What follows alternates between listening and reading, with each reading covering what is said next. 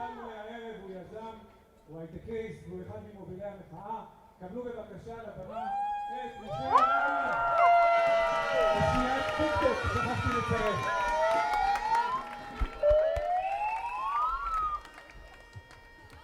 ערב טוב רעננה!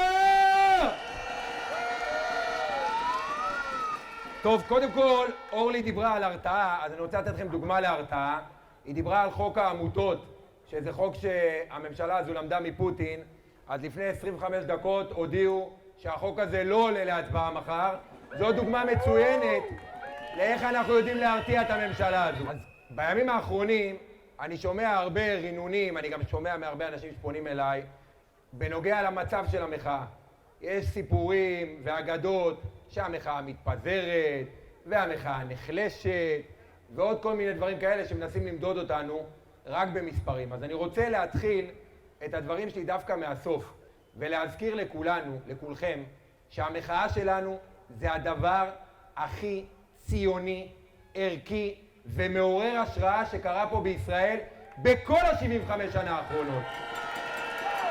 אבל המחאה שלנו היא לא רק מדהימה, היא גם סופר אפקטיבית, כי בזכותנו, רק בזכותנו, חוקי הדיקטטורה הוקפאו, בזכותנו פיטורי גלנט נמנעו, בזכותנו חוק ההשתמטות הביזיוני ירד מסדר היום, ובזכותנו ישראל עדיין דמוקרטיה ותישאר דמוקרטיה, דמוקרטיה, דמוקרטיה.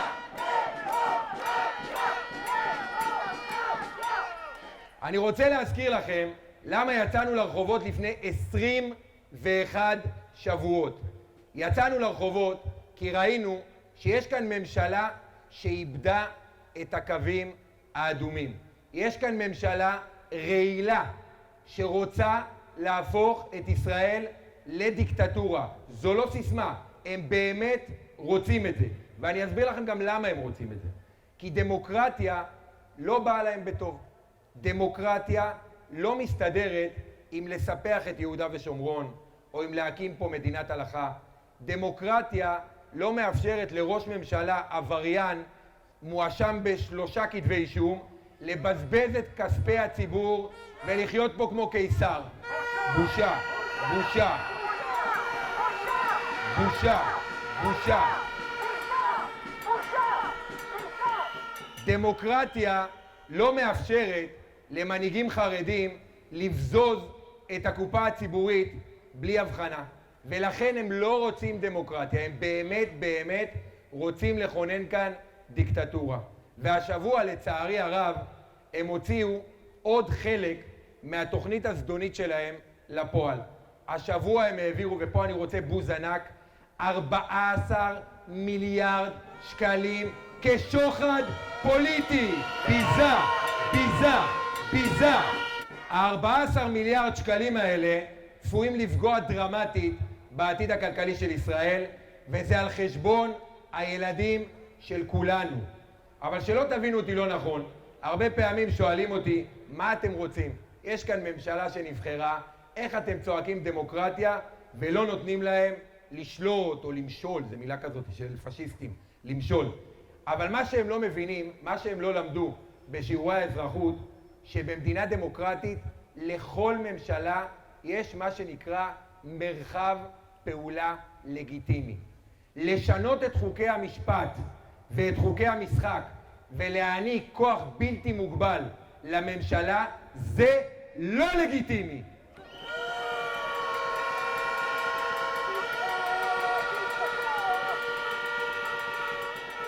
להקים מיליציות צבאיות פרטיות לטרוריסט מורשע זה לא לגיטימי.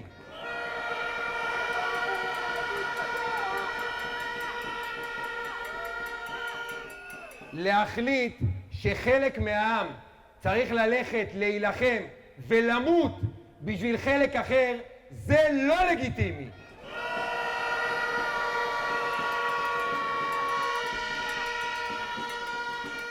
וגם לקחת את משאבי המדינה ולהעביר אותם כשוחד לקבוצות סקטוריאליות שתומכות בהפיכה זה לא לגיטימי.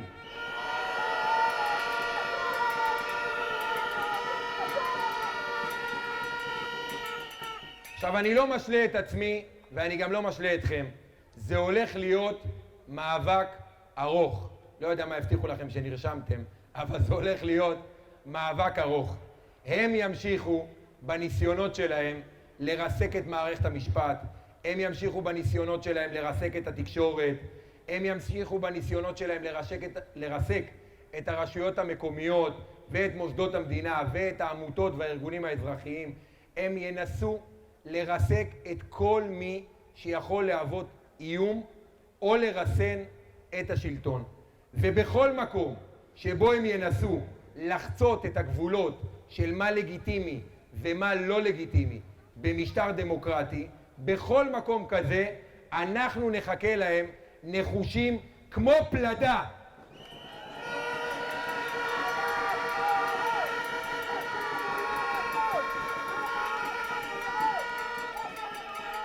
לפעמים אנחנו נצטרך לעמוד מולם עם הפגנות ענק, לפעמים נצטרך לעשות ימי שיבוש, לפעמים נצטרך להשתמש בכלי של אי ציות אזרחי, ולפעמים נצטרך להשבית או לא לשלם מיסים או כל דבר כזה או אחר, אבל תמיד נהיה שם, ואנחנו לא ניתן להם להוציא לפועל את התוכנית הזדונית. לא ניתן!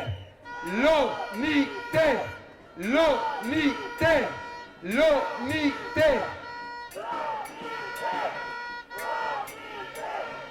המחאה שלנו עוברת בימים האלה שינוי פנים. אנחנו נצטרך ללמוד להשתמש בכמה שיותר כלים בלתי אלימים כדי להזכיר לממשלה הנוראית הזו את מגבלות הכוח בדמוקרטיה. כי את מה שהם לא הבינו, אנחנו הבנו. אין סטארט-אפ ניישן בלי לימודי ליבה. אין כלכלה משגשגת בלי שוויון זכויות. אין וילה בג'ונגל בלי מערכת משפט עצמאית, ואין מדינת ישראל בלי דמוקרטיה. דמוקרטיה. דמוקרטיה. דמוקרטיה. תודה רבה, אני אוהב אתכם. אתם כיפת ברזל של החזון הציוני. תרימו לעצמכם. תודה.